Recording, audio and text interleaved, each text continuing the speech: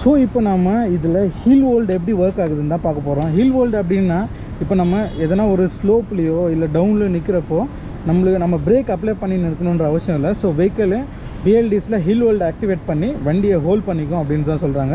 So இப்போ அது எப்படி ஒர்க் ஆகுது அப்படின்றத நம்ம இந்த வீடியோவில் பார்க்க போகிறோம். ஸோ இங்கே ஸ்லோப் இருக்குது. நான் ஃபஸ்ட்டு ஒரு 4 டிகிரிக்கு நான் அம்ப் பண்ணுறேன் வெஹிக்கிளை.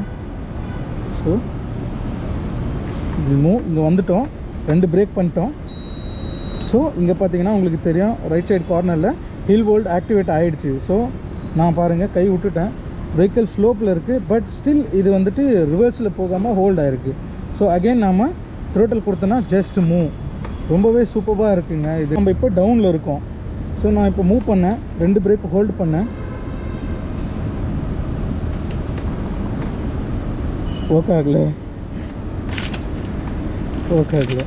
ஸோ இது வெறும்